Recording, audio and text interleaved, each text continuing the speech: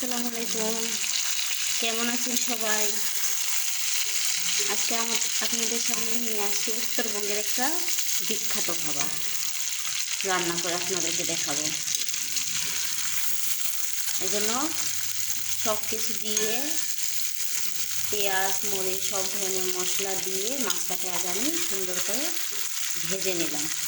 আর মাছটাকে আমি তুলে নেব।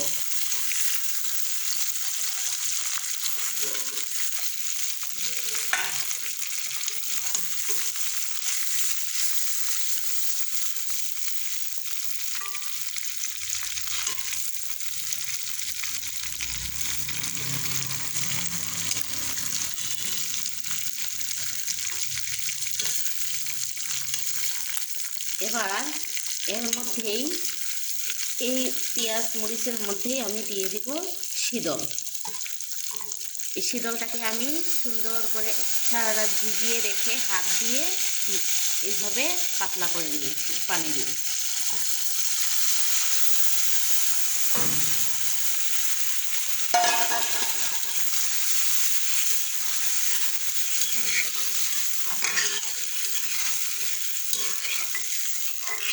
এখন এর মধ্যে আবার দিয়ে দিব রসুন,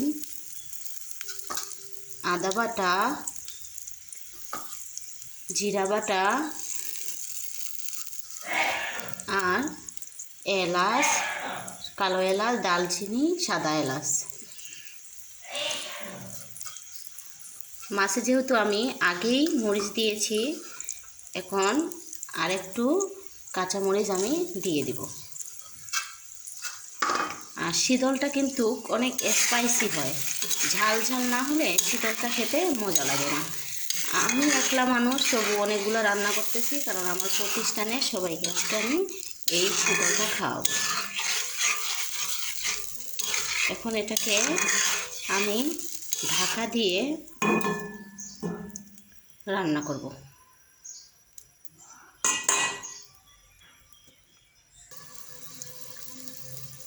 শীতলের মধ্যে আমি মাছে আগে থেকে যেহেতু লবণ দিয়েছি, এখন এই শীতলের মধ্যে পরিমাণ মতো লবণ দিয়ে দিব আর সাথে দিব হলুদ গুঁড়ো।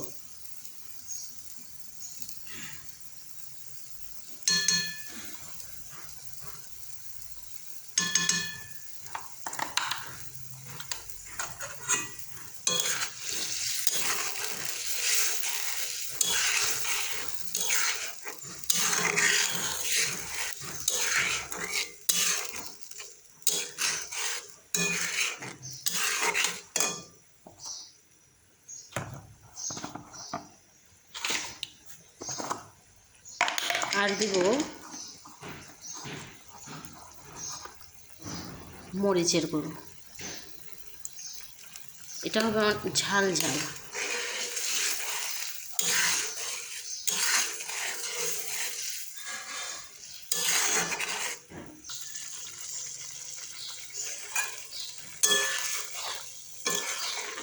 সব কিছু দিয়ে দিয়েছি, এটাকে আমি এখন ঢেকে 5 মিনিটের মতো রান্না করব।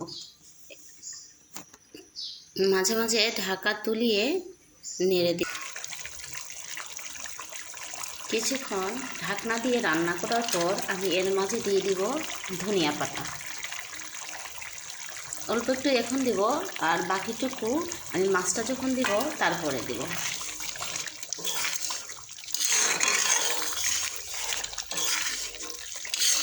আমি কিন্তু এর মধ্যে তেজপাতা দিয়ে দিয়েছি।